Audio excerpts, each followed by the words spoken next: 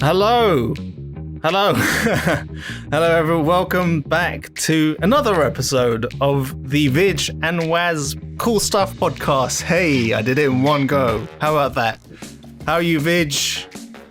Yeah, you deserve a medal for doing that. Thank you, man. Cheers. I appreciate that. I'm Waz. This is our Cool Stuff podcast, and it's just Vij and I, Waz, talking about cool stuff that we're passionate about. Spanning from games, tech, entertainment, and just cool stuff. We have social channels. We've got Instagram and Twitter, and please do like, subscribe, follow, comment, and engage with us. It's all good. It's all good. Vij, what are we going to be talking about in this episode?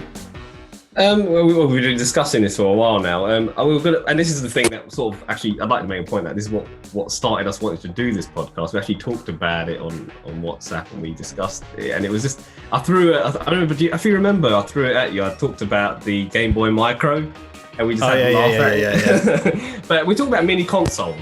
Mini consoles. Basically, and what they are, I'm sure you will know what they are now. They've been around for a while now. They're basically plug and play systems, which have, if you're in the mood for a bit of a retro resurgence, and you have a love for older games, shall we say, 2D style, 16-bit, 8-bit, even older, shall we say. What they are is they're systems which are basically modelled like the original systems were, but smaller. They have more or less like the original controllers that you got with it, that you just plug into it and it'll play like the original.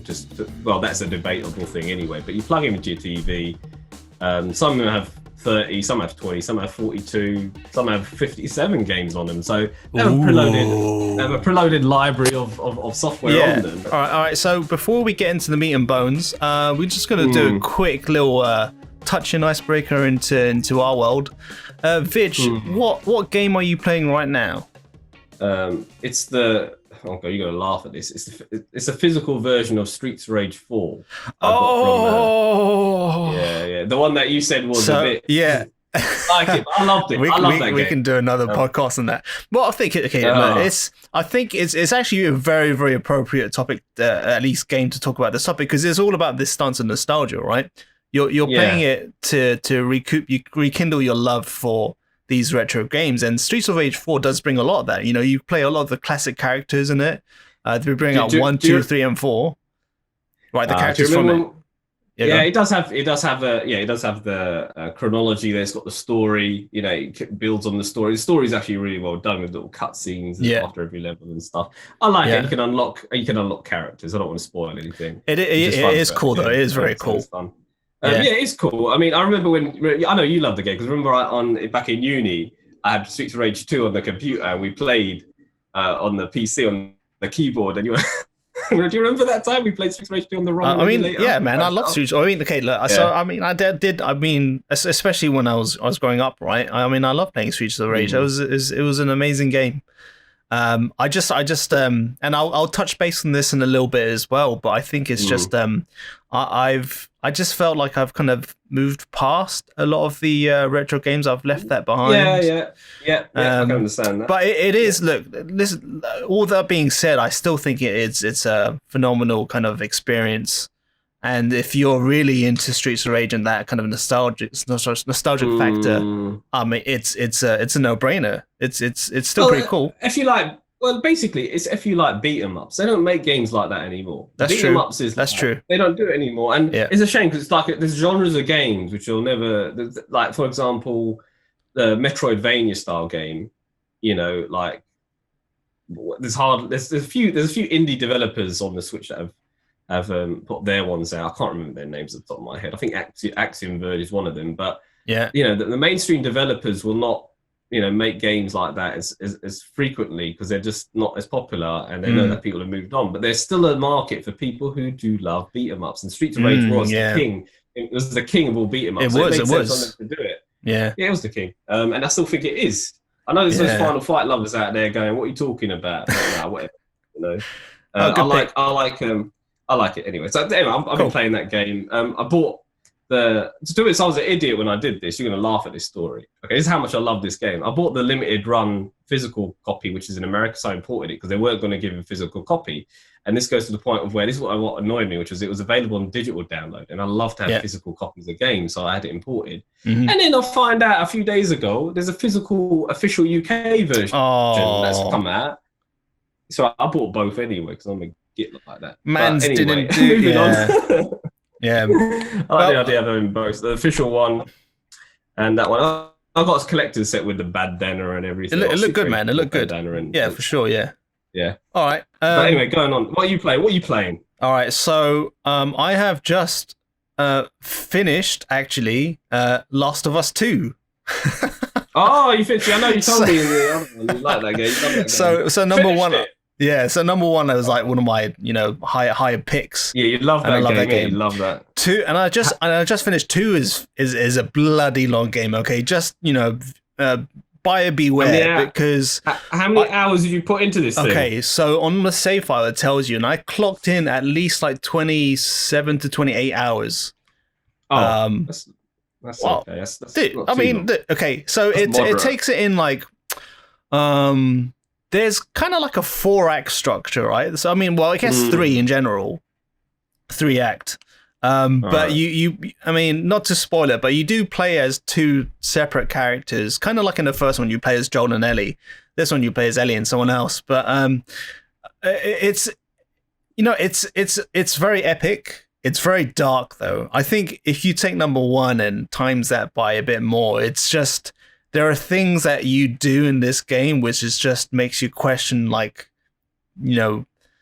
why the developers put it in there. I mean, it goes really dark and really gritty. So it's kind of like a buyer beware thing. It's an incredible game. The story again is top notch. A lot of people said that they don't like it because it's too dark and gritty, and I could see why for sure. There's scenes. Which is just like, wow, that is deep. That is really bloody dark. But all in all, wonderful experience, really good mechanics and solid story, solid gameplay, and yeah, really enjoyed it, man. It made me a little bit depressed after playing it, actually. Yeah, I gotta say. Anyway, it's all right. Yeah, that's so good. let's get to the main meat and bones of mini consoles. Okay. So Vij, starts off. You were gonna say, would you say the father of these mini consoles was the NES? Was the SNES? The NES. I mean, it came out first, and I think what it was something Nintendo did as a stopgap between the Wii U and the Switch because they needed to get some money. So they launched the NES. I don't know when it came out. It was somewhere between or during that time when they were launching it or whatever. They launched the NES Classic Mini.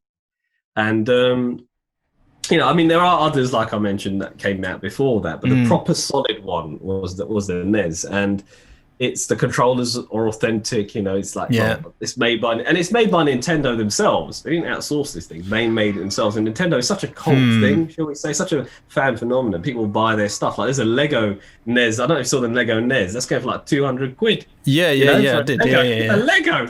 Oh my goodness me! That was cool, man. Really good. All my friends on Facebook bought it. Yeah, he bought it, and I thought, oh, well, good for you, mate. I don't know if I'd want to spend that much money for it, but if you want it as an ornament, Lego.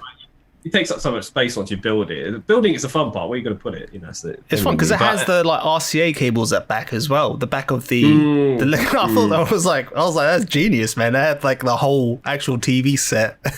It goes back to that whole nostalgic period of the 80s and that, and how Nintendo's. We talk about the NES in itself as a console. It saved it's known as saving the industry from the video games crash in the 80s by creating an 8-bit machine that, was so good at what it was, and it was so versatile. It had so many titles on it. It was indeed the PlayStation of its day. And, they launched it and it was targeted, I think, at more like people our age, maybe older than our age, I'd say.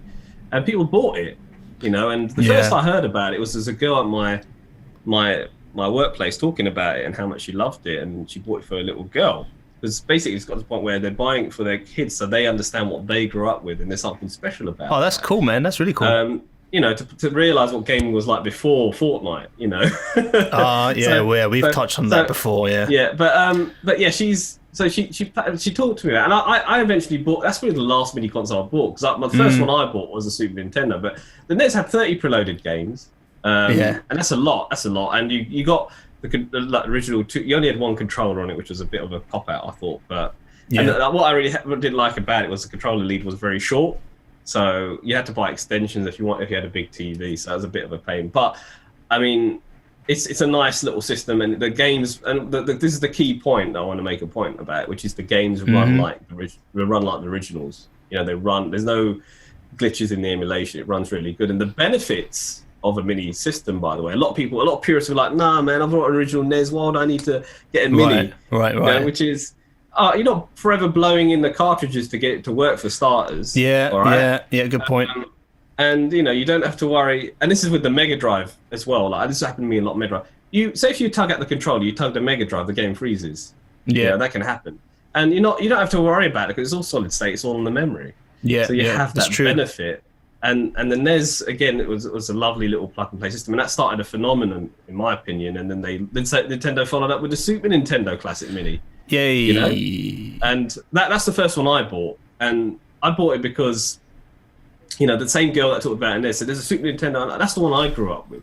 You know, as well as in terms of the mini system. I want to get a SNES. It sounds like a really good system, and it had 20 games on it. So it had less than the NES. I thought they could have put more. But then the games they have on it, all of them were amazing. They're all quality titles. I can't say anything bad about any of those games.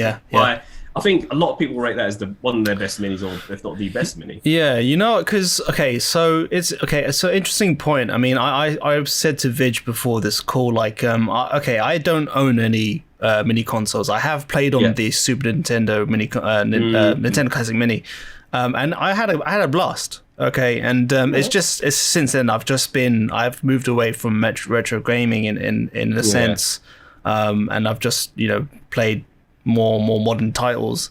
But saying that, I think to that point, if I were to get a mini console right now, I reckon it would be the Nintendo Classic Mini. I mean, I think it just comes with, you know, as you rightly said, all the classic titles, all the best titles. 20.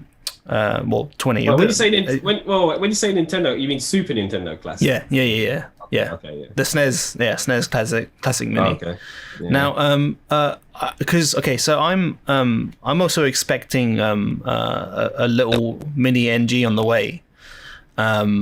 So when baby kind of grows up to a certain age where gaming starts, I think that's not a bad shout, actually. What your friend has done. Yeah. I probably would do the same. You know, this basically introduction to, you know, gaming at its purest form, so to speak, right? Get them, because back then I feel like the games were so much more creative in a way, right? You just had to use your brain a little bit more. Yeah. And I reckon I'd have an amazing time playing these games with my little one. So yeah, man. I mean, I love the idea of mini consoles. I just wasn't sold on some of the mini consoles. I think we had a chat about some of the SEGA mini consoles we're bringing out. The one that looked like a mini arcade. Do you know what I'm talking about? What was that? It was I forgot what it was called now. I was interested in that, but they haven't given a full array. So there are three types of mini consoles. So you got the home console, like the NES, the SNES, the Mega Drive. Yeah, that's right. Yeah. So you have that plugs into your TV. That's it. Then you have you have arcade stick versions as well. Yes. So you got the Capcom Home Arcade. You got the SNK arcade stick, whatever it's called, and some others. But then you also have the little mini arcade cabinets, and there's so many of those. That's actually the most popular form. There's just so many. They're so collectible, and people. I mean, are they collectible or junk? That's down to you. But they're really fun. Now, Sega, it's called the Astro City Mini. That's what it's called, and that was based on their Astro City arcade systems of the 1990s, which was from their main sort of arcade cabinets, which Sega themselves used for their own first-party games, and I think Capcom might have had a few titles on there as well. Yeah. So where that gets all the hype is, and with Sega, the problem is that a lot of their arcade stuff never made it to home console. Right. You know, or their arcade ports were watered down. You know, this one has. So I might have mentioned it in another audio. I can't remember when I talked about how Golden Axe, the real sequel, was called The Revenge of Death Adder, not Golden Axe 2, which was on the Mega Drive, which was made for the Mega Drive. The actual arcade version could never be ported to the Mega Drive because it was a 32 System 32 hardware, which wasn't compatible with Mega Drive. If they were to alter it down, it looked really bad.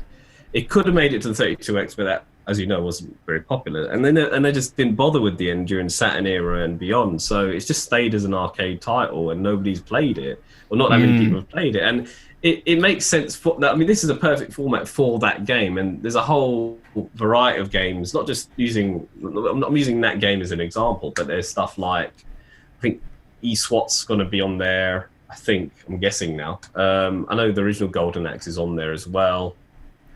And I think Bonanza Brothers. There's a whole bunch of arcade games that will be on there that were even though they had Mega Drive game versions on it, they were watered down. There were bits missing, and it wasn't that, even whether it was graphics, whether it was a story that was a text story or a cutscene to the presentation they omitted, things like that you never really had. And it's nice to have an arcade port in your home.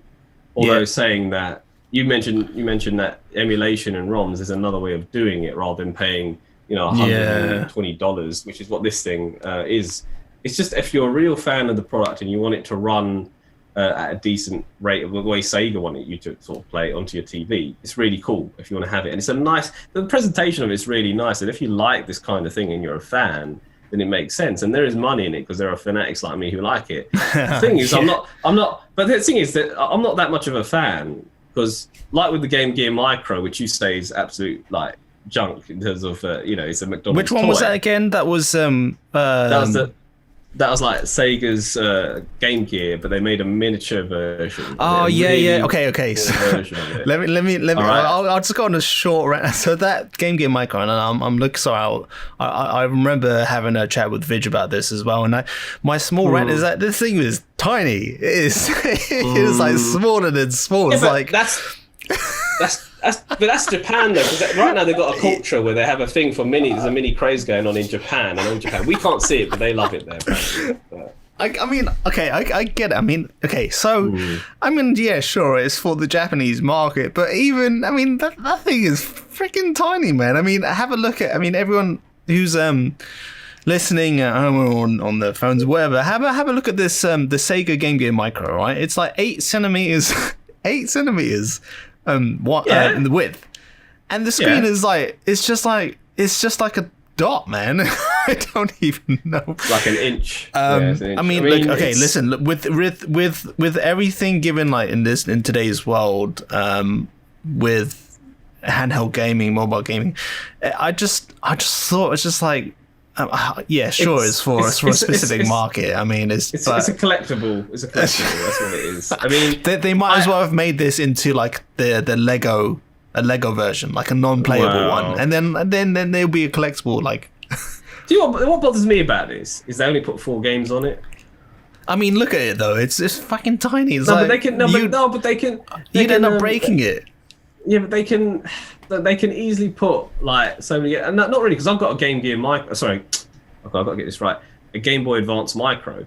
Okay, that's small as well. Okay, this is a bit smaller, so it's curious, and that really is portable. But I mean, the size of it, funnily enough, for me, doesn't faze me. I like that it's small. I like that I can put it in my pocket. You know. Yeah, but, I mean, you can put it in your pocket, but I mean, it's like. But then, my bugbearer isn't the size. It's so much. It's really.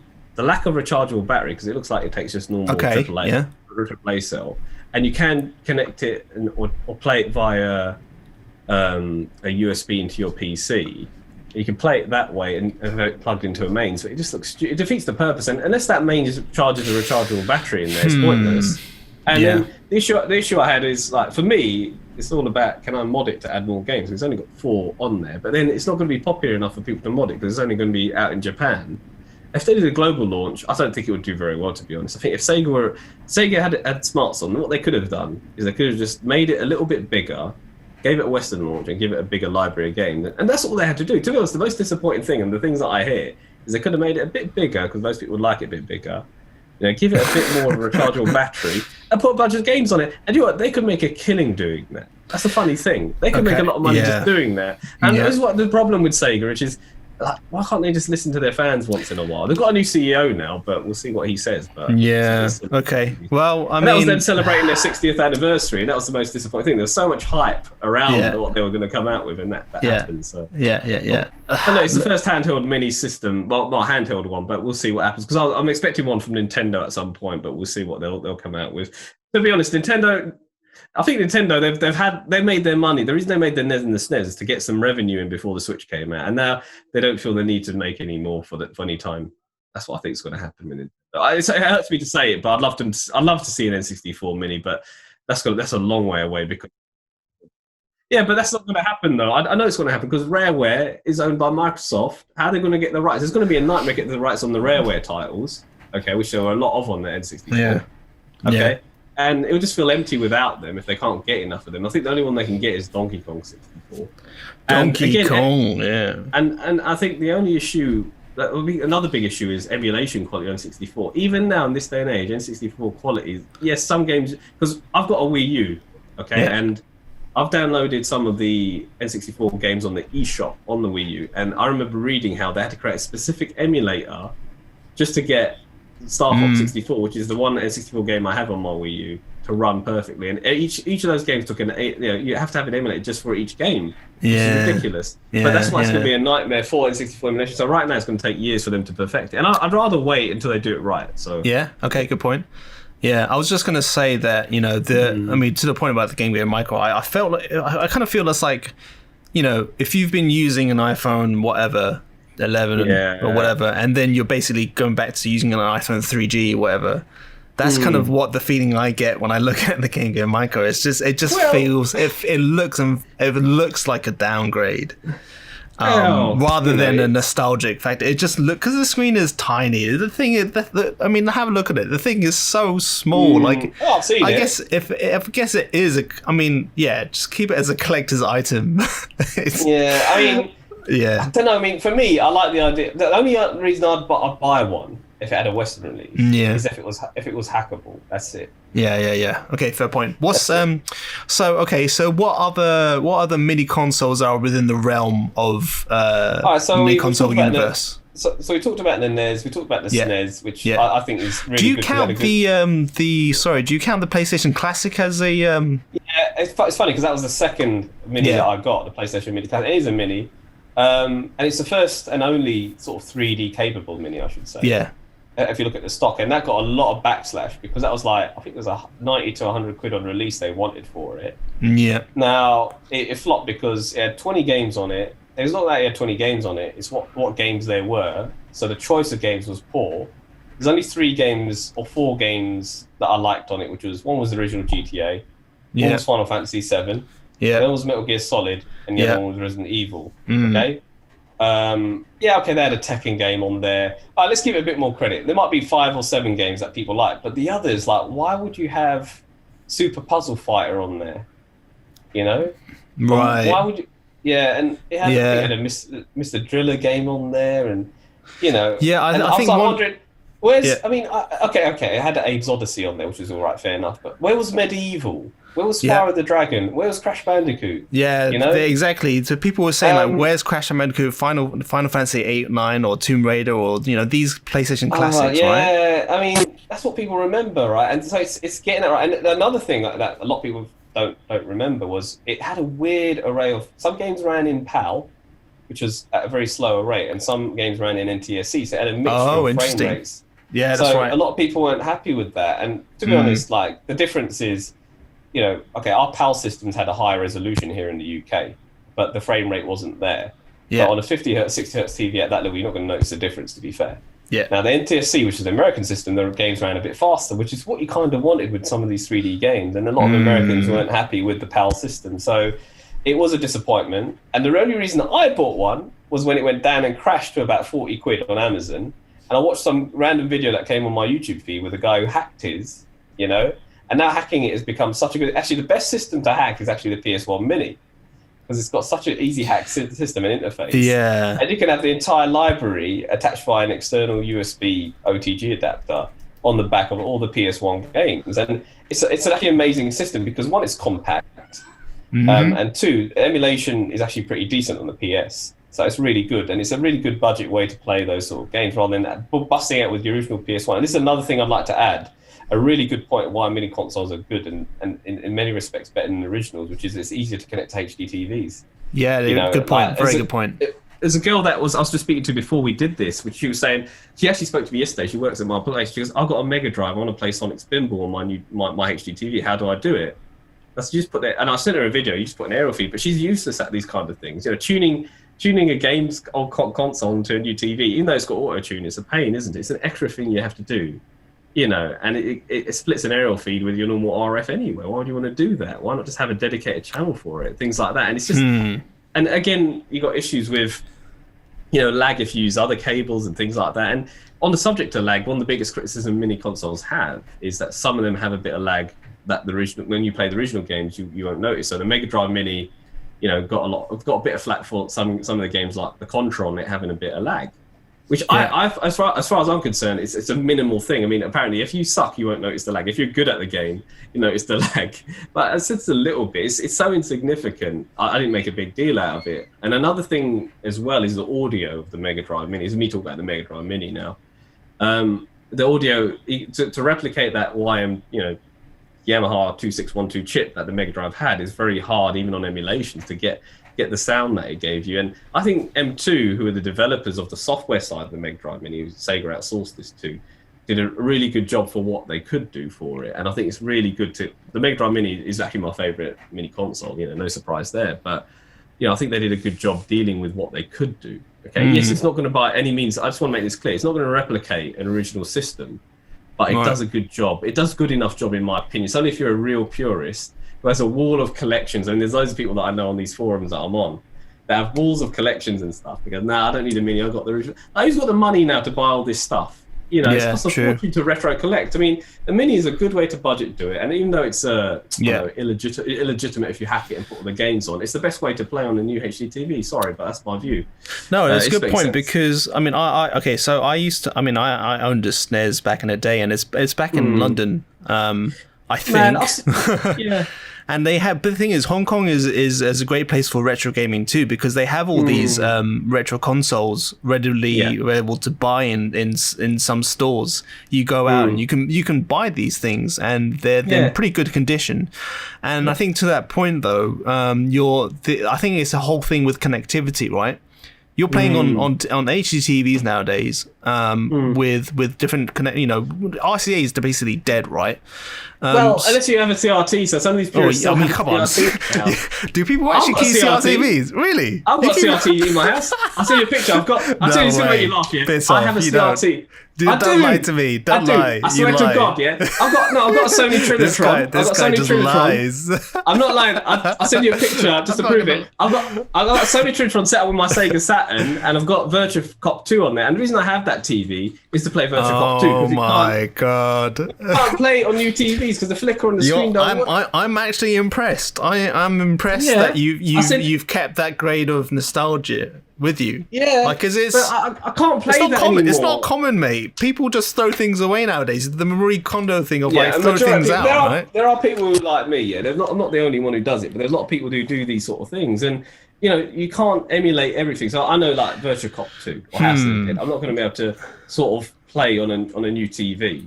Yeah, not yet. Apparently there's a gun that someone's developed which has a camera on it where you can do these things, but I don't want to get into that. But look, there are certain limits of emulation, and that's one of them. These gimmicky gun games or 3D games, shall we say? But I do like some of these gun games, and Virtua Cop 2, like Time Crisis or whatever, or House of the Dead, are really good games to play and with a gun. So you have that. But going back to the mini systems for what they are, they're a very good budget way of playing old games. Yes, it's not going to be perfect, but it's as good as. And I know you're not so nostalgic anymore, but for me, I like that era of gaming. I've said it in earlier podcasts that I love that era, and I love the 2D style of gaming, and I miss it. And it's a good way to go back and play a whole like modification. Now I've got to the point on my Mega Drive Mini where I've hacked it to the point where I can not only play Mega Drive games. Okay. Yeah. I've had the Sega Mega CD I've put on there, the Sega 32X I've put on there, the Master System, the Game Gear, and even the SG-1000 from the early Wow. 80s I've got on there. So Sega's first console. So I've put all of that on there. Sega Saturn emulation is still a long way off, and as a Dreamcast emulation, it's doable, but I don't like it. So I've done it. I've done that, and that I'm really happy with. And I've got that, and I've got a wealth of games. That's more than enough. That's a lifetime. Like, you don't even need to buy a new system if you love it. If you're into a retro resurgence and you want to live in that era now, you can. Mm-hmm. You can do it, and it's really awesome. And the fact that we can modify these systems with these, because there's so many self-help guides on YouTube to do these things, it's amazing. And I love them for what they are. They're really good. Yeah. Well, I mean, okay, so perfectly good. That's my conclusion in regards to that. The most recent one. Sorry, I'm cutting you off. I just want to finish the last one. The most recent one was the PC Engine Mini, made by Konami owned the rights to NEC's PC Engine Mini, because Hudson Soft eventually got the rights to it, and Konami bought Hudson Soft, so it's their thing's Konami system. And that has got some really good reviews, Waz. That's actually a really solid base system. What was that called again? The PC Engine Mini, or the TurboGrafx 16 Mini. Now, in the early 90s, there were sort of three heavyweights, which was the Mega Drive, the Super Nintendo, and there was the PC Engine. Now, in Japan, the PC Engine beat the Sega Mega Drive. It's the second most popular 16-bit console. Even though it was 8-bit, it just had a souped-up processor. It was 16-bit. That's all it really was. But it did well, and in America, it did mediocre. And in Europe, it didn't do well at all. That's why you probably haven't heard of it. But it had an interesting array of games on there, such as the original Splatterhouse was on there. We had Splatterhouse 2 on the Mega Drive and 3, but it was number 1. It was on the PC Engine. It had all the Bombermans on there, because Hudson had... I remember that. All the Bombermans were on the NEC PC Engine, because Hudson and NEC made that system together, really. Even though it was unusual that they ported the Bomberman game on the Mega Drive and the Super Nintendo. But I guess they just wanted money. But that's a nice system, and it's got a solid build. The only thing that I don't like about it is, the good thing about it's got 57 games on it, which is amazing. But a good 13, I think there's a number of them that are all in Japanese anyway. They're not in English, so that's the thing that turns me off.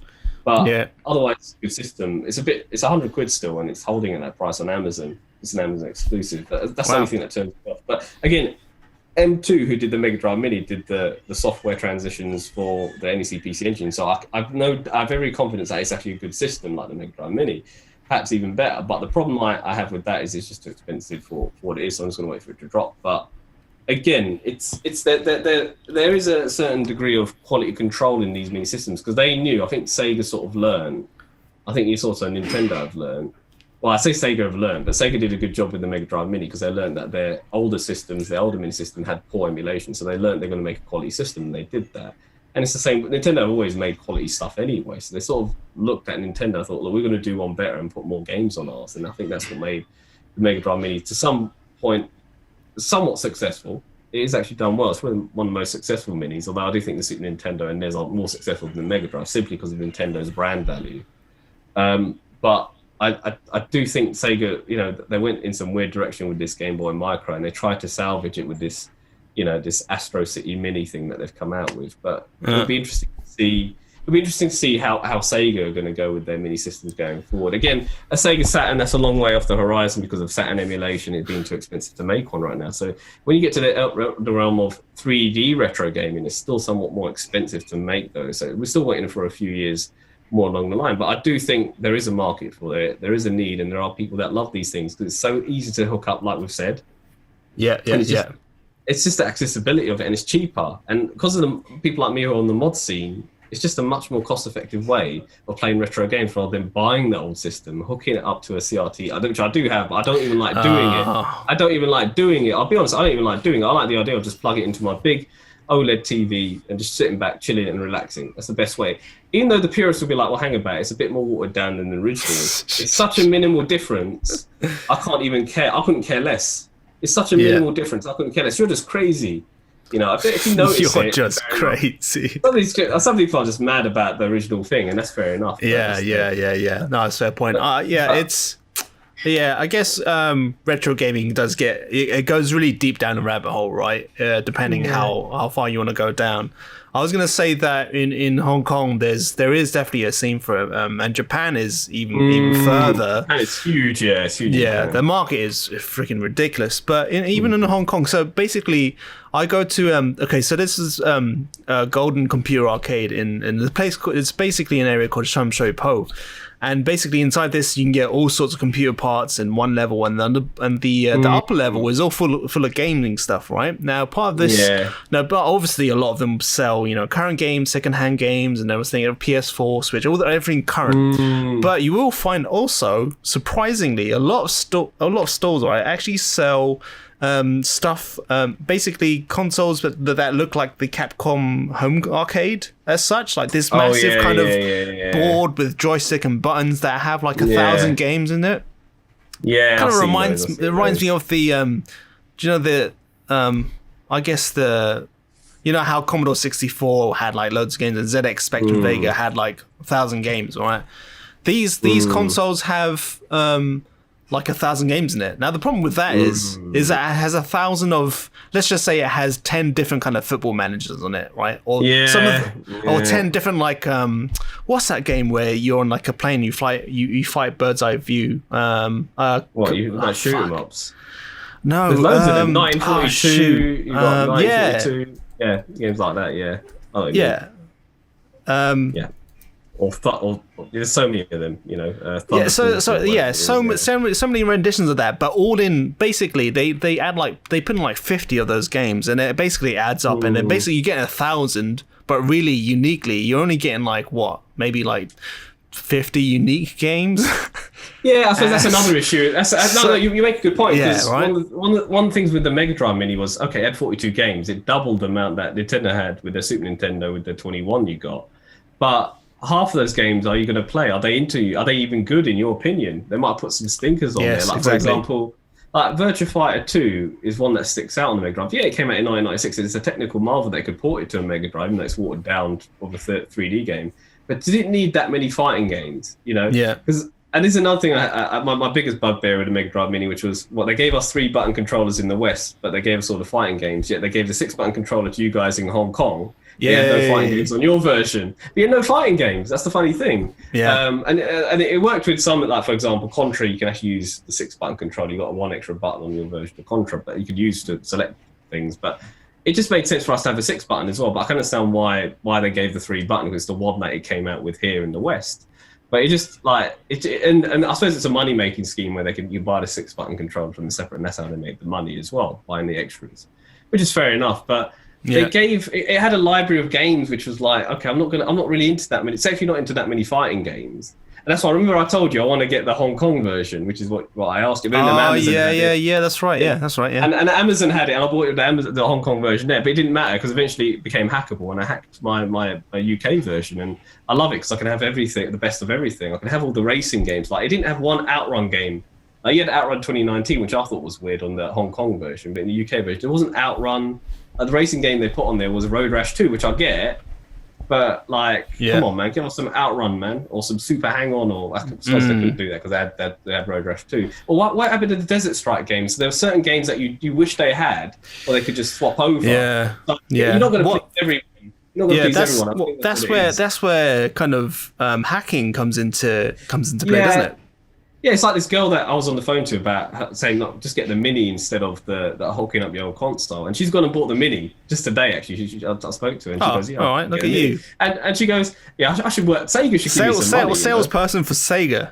It just makes sense because all she wanted to play was Sonic Spinball and Dr. Robotnik's Mean Machine. That comes on the Mini. You get those two games that you love, and you get everything else you get as a bonus. That's what she wanted. And for her, it was worth the 50-odd quid that it was on Amazon. It's a lovely little machine. And I said, if you want, I can mod it for you, and I can put Mega Bomberman, because you want Mega Bomberman on it. Because it had no. I said, I could easily put that on. And that's nothing to me.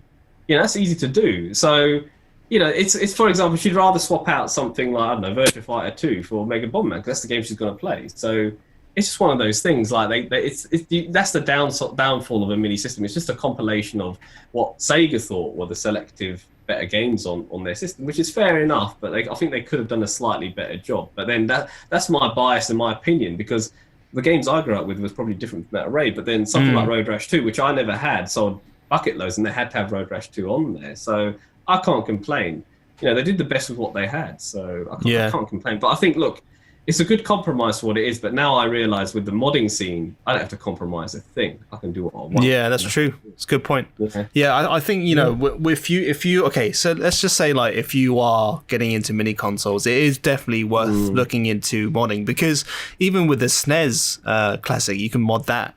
I did it for my boss. He's really happy with it. And it's well worth it, isn't it? Yeah. Like because it comes with 20 games, and 20 might not be enough in your books. They will be missing some stuff that you really wanted right out of a SNES, and that you can't. Some people might not be able to get. Huh? Where was Chrono Trigger? Where was Secret? Yeah, where was exactly. Secret of Evermore? Where was Terranigma? And so these RPGs. Yeah, so to all that point, I mean, I think there have been people. Basically, I think the mate who basically I played the SNES Classic with. There was just a lot of stuff missing, and he was a bit like he was a bit antsy about it. So now he's gone and modded it, and he's just kind of put in anything he wants. And I think that's the beauty of mini console. I think that's really the selling point, actually. Retro. You said like retro collecting is so expensive and it's tough to get everything you want in pristine condition nowadays. That just makes sense that you have something that works that you don't need a CRTV for. That still makes me laugh, man. But there are those CRT junkies that say, look, if you're a purist, the game will look best on the CRT, than the HD TV. Yeah, I get that. I do get that. But no, I'd say yes and no. I mean, I kind of like the way it looks on a HD TV. I can see the pixel and things like that. You get a lot of light coming through. But then saying that you get that with the CRT, it's debatable. I mean, I don't want to go down that road, Yeah. All we'll say is, look, I remember the drawbacks of having the original system is that it's a headache to wire up. You have to blow in the cartridges to get it bloody working. The controllers that you're using are probably worn and depressed. You have to get some new controllers for it. That's money. Okay, that's a really good point, yeah. And then when like I said, like if you just have to make one little move, and remember some of these systems, they're so old. Like some people say, you just have to clean the dust out of it. That's another hassle. But once you've cleaned it out, it's no guarantee that if you just move the controller and shake the console, it will freeze. It's just one of those things. And then there's the other next big thing. And my cousin actually said this, like, you could do save states. Yeah, and this is a really good thing, because some games back in that era didn't have battery save mode bits in their cartridges, so you'd have to pause the game overnight before you continue again because you couldn't save it. That's right. Yeah, exactly. Yeah, you're wasting electricity there. I'm thinking I could just save it using a save state, and continue where I left off. Yeah, and that's the best thing. So I'd have to say, look, in that regard, in terms of practicality, the mini console beats the old system. And if you want to have the original Mega Drive experience, great, good for you. If you want to go for that, that's great. But it does have its drawbacks, and it does feel dated to some extent. Even though the games are amazing, that just the way that you'd hook it up and stuff, the original stuff. It's just, for me, if you're a fan, great. If you want to go for it, go for it. But I'm beyond that now. I'm at that level where I'm like, no, I ain't got the patience for it. Yeah. I'll be honest with you. To that extent, I do agree, because you can just if you look at the mini consoles, then they just look pretty much the same thing but mini, right? There's no, for me, it's like I wanted something to look retro. I want a retro-looking console in my place. I mean, I wouldn't go out. Let's just say I wouldn't go out and buy an actual retro SNES. Like it's just not worth it for me. Well, another point I want to make as well. This is a really interesting one. I've got a shelf under my TV, and in that space, I fitted 3 retro systems. Oh, look at that! My Mega Drive, my SNES, and my PS1 Mini all sit in that same space. If I was to put a Mega Drive there, it would take up pretty much 1.5 of that space, and if I put a PlayStation next to it, there wouldn't be enough space for both of them because they're quite wide. I could probably put a Mega Drive in a SNES if I'm lucky, as a tight fit in that space. But you understand, you save so much space in terms of a setup if you want to do it. Yeah. And and let's not forget all the cartridges, all the storage, all the amount of space it'll take up. Yes, I've got a friend called Dave, right, and he's a purist. Like he's a collector. He's the biggest collector I know. Okay. And he's got walls of games, and he's into this, and that's great. It's amazing that he's been collecting. That's his thing. Yeah, that's great. But I don't know if I could. And he even said to me, "You've got a large house. You've got the space for it. You could dedicate one of your bedrooms for one of these things." And it's true. I could do this if I wanted to. But I've got better things I'd rather spend my money on. Yeah, and to that point, actually, you think about the basically the Asian market, right? Most of the places that we live in are relatively small compared to the UK or Western countries. All right, we live in apartments. Man, even the UK, like the places are getting smaller. I live in a new build, innit? So you know the rooms aren't. Even though I've got quite a lot of rooms in my house, and I've got the space. The room sizes aren't as big as they used to be, my friend, on new builds. But well, that's the thing. If you talk about older houses, you got a point. You got a point in the West. Yeah, well, take it this way, right? In Japan, in Hong Kong, and in a lot of places in Asia, right? You're in an apartment, right? And my apartment is less than 400 square feet. This is what I'm staying at right now, and that's considered okay. Really, that's considered okay. You don't have anything else. It's less than 400 square feet. I'll shut up then, won't it? Well, that's the thing, right? We don't have a house. So if you think about these consoles being made by Japan for the Japanese market or Asian market, right? It's really think about it. It is really to save a lot of space too. These things come at a small form factor. You don't have to deal with like crap all cartridges anymore, right? Because that would take too much space. No more CRTs. Yeah. Sorry. I'm sorry. My apologies to all the people who are purists and I play on CRTs. I'm digging at that. There is a magic to that TV. There's a magic to that TV. I'll say that. But okay, so. Yeah. But yeah, as you talking about I feel guilty now because there's me with my just under 50. But that's the truth of the matter, right? Yeah. Like 1,000 square feet onwards is seen as a bit of a luxury. To be honest with you, thank you, Warren. I live in luxury compared in yours. Well, no, it is. It's true, and I don't. Basically, I'm. And here's me thinking it's not big enough, but go on. The thing is, like, even for example, I'll give you an example. I'm expecting a little one on the way, and we've had to throw away so much stuff. Congratulations, by the way. Congratulations. Thank you. We have to rearrange everything just for our little one. Throw away all the stuff that we used to own and just to chuck that out. If I was to, I don't have space for that Capcom Home Arcade. Are you kidding me? That thing's huge. But to that point, I'm in really big favor of mini consoles now. Like it should be the way moving forward. I wouldn't be surprised to see even more coming out. I'd love to see, for example, as you said, N64. Man, bring out a PS2 mini console, man. That's a long. That's still a way off, in my opinion. Give it to me. For me, it's Sega Saturn Mini. I'd love to see a Sega Saturn Mini and I'll tell you why. Okay, it's hard to emulate that. It's so hard to emulate that, and there's so many games in the Saturn library that's just so expensive. If you're a Saturn owner, it's an expensive thing to have. If you want to play Panzer Dragoon Saga, which I've never played, it's 400 quid on eBay for that game. Yeah, there you go. You're gonna have to. I'm gonna have to mortgage my house again to buy that game. Wow. But so having a mini console with some of these things on there, and I think even though the Saturn didn't do well, I think there is such a cult following, such a drive and love for the system now. That people would actually buy one, but what do I know, eh? But N64, that's another one that will do well. That's another that do well. But I think people would love to see a Saturn Mini. That's like the underdog, but I think an N64 Mini is the next realistic one. But then Nintendo, because it's a rights issue with Rareware, that's going to be an issue. So it's going to be years from now. But I think what we've got right now, we're good. But I'm glad that I sold the idea because I remember you were quite skeptical about this. I'm glad that we've. So I was really skeptical about the what were we talking about? The Sega the Micro. Yeah. Or the Mega Drive. I was skeptical about the Micro, right? Oh yeah. And also I think did you show me the Neo Geo Mini as well? Or something that was similar to there wasn't a Sega release.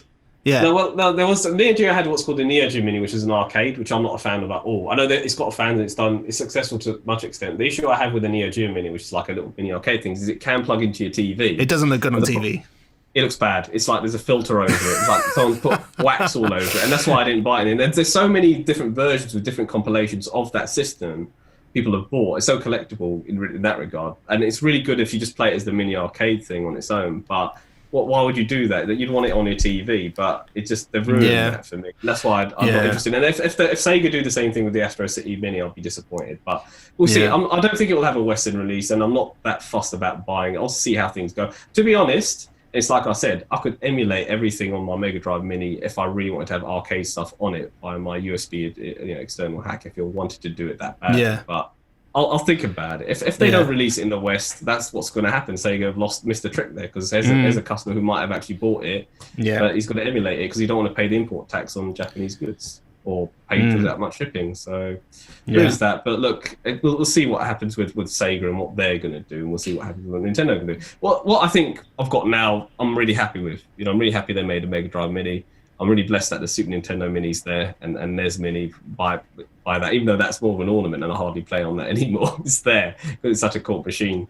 And my PS1 Mini, I'm glad that I can play, all the library of PS1 games should I wish it. It's there. So I'm happy with it. And I like to think that there is, I think, in terms of like you mentioned with your house and space, you make a very solid point about how it's really good to play retro gaming in one little thing, and that's it, you're done. And it's not taking up too much space, and I think that's a really good selling point. So they have their drawbacks, like we've said already, but they have their pluses, and I think the pluses do outweigh the cons. I think they do. Yeah, for sure. I think they could do better on the controls. I mean, the SNES, the lead for the controls on the SNES was still a bit short. Short. Oh, okay. It's short. You can get extension. You can get extensions for that, by the way. You can. You can. Look at that. Well, it's the same one for the NES. It's the same for the NES Mini because it's the same thing. Oh, right. Oh, yeah, of course it is. And what I love about the Sega Mega Drive Mini is that they actually gave you long leads anyway. But then if you want longer leads, it's just a USB extension lead, which I've got anyway. That's true. But then you can get wireless controllers for these things anyway. Because with the hacks and OTG adapters, you can buy Bluetooth controllers, get a Bluetooth hack for the SNES Mini and play wireless on them now. It's ridiculous how they've done it. So you could do there's so many solutions. It's hilarious. But there's such a love of it. I mean, when these systems sell in excess of over 1 million, which Nintendo have done with their SNES and NES, of course there's a market for all these extra things out there, and they can make a lot of money doing these accessories for them, and that's another great solution for these products. Yeah. And it's such a good retro resurgence we're having right now, and I'm really happy. So it's really cool. Yeah. I mean, we're coming up to about almost an hour point now, and I think what I would say is that at the beginning, to my point, I was like, I'm kind of a little bit past. I said I was a little bit past the retro gaming, which is still true right now. But again, to the point I made earlier, is like when my little one turns the age of getting 7. Interested in gaming, I probably definitely would make that investment into a SNES Mini. For sure. They don't make it anymore, that, so you should buy one. It's out of print, so get one if you can get one. So I'm going to buy one now, and then... It's worth it. Hold on to it, because I bought 2 of these things. One's in its box. Do you know what they're selling for on Amazon? 175 quid. So you're going to gift me one, right? As a... Are you dizzy, blood? Are you mad? You're having a laugh. Bruv's dizzy, bruv. But that's that's a box one in the UK. I'm sure you can get it cheaper in Hong Kong with the mat. That'll just be a new song. Yeah, I'm gonna have to figure it out somehow, and I'm gonna have to. Well, I probably won't go. It's difficult to go out nowadays because Hong Kong's in some kind of restrictions from because of everything going on. Stupid pandemic. Anyway, but it's okay. So even if that goes kaput. The Switch has a lot of the classic games part of the family membership package. You mentioned, do you know what? Let me just cut you there. And this is another reason why Nintendo stopped producing, I think, the SNES Minis and NES Minis, which is if you get Nintendo Switch Online, you get the NES and Super Nintendo library stream. Like, you play those games online for free anyway. So you can still play those retro games. So there's different ways you can play them as well. That is correct. And I have that. And I'm subscribed and I have that. And I'll probably just get basically a controller that links with you get a SNES controller for your Switch. With the Switch, exactly. They make them for it. So that's another way you could play Super Nintendo games instead of buying a mini console. Yeah, exactly. But again, the reason I've got this as well, and the reason I've held on to it is because I can mod it and have the entire library of SNES games on it. Should I wish it? I know that Nintendo Switch Online will not offer me that. So. That's what it is. But otherwise, you'll get the mainstream stuff like your Mario World, your Zeldas, your Metroid. Yeah, that's correct. Yeah, you will do. That, and that's good enough in all fairness. It's just, for me, it's a case of greed. I'm greedy. I'm greedy. I have to have it all. You're gonna have to have a CRT. Hey. Yeah, I'm gonna send you a picture of that just to show you I'm telling the truth. Yeah, don't laugh at it. I'll put up the. Don't laugh. Oh man, I think that's amazing, man. Do you keep it in your garage or something? No, it's in my fourth bedroom in my house, isn't it? Oh, your fourth bedroom. Oh, that's so nice. nice It's to in that be you. little room. Yeah. Yeah, when you come to London next time, you can come and have a look and play virtual. Yeah, Cop. it'll be a real treat. We can probably do a podcast in person, Oh gosh, like the Joe Rogan podcast. Do it in person. Okay, so I think we've come up to that. I mean, yeah. So mini consoles, thumbs up from us.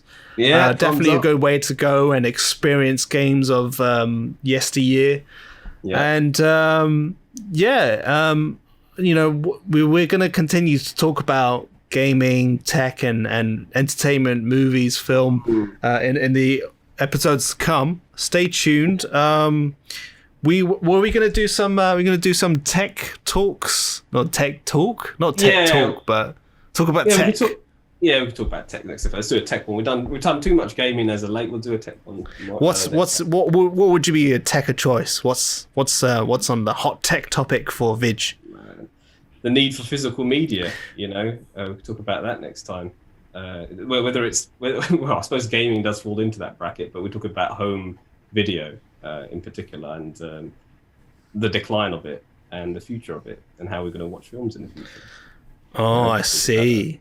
Yeah, we'll talk about that next. It'll be a laugh. Everything is streaming. Everything is Netflix, OTT platforms. We'll go into this controversial subject next time because it's something it's something I'm quite sensitive about actually. Get a bit emotional.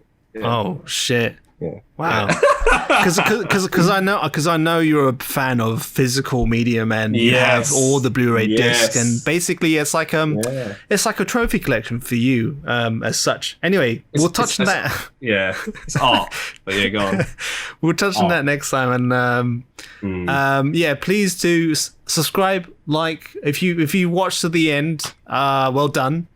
It's not always easy to listen to a whole hour of us rambling on about stuff. So do drop us a comment and really appreciate it, and then we'd love to get back to you and just talk more with the community about it.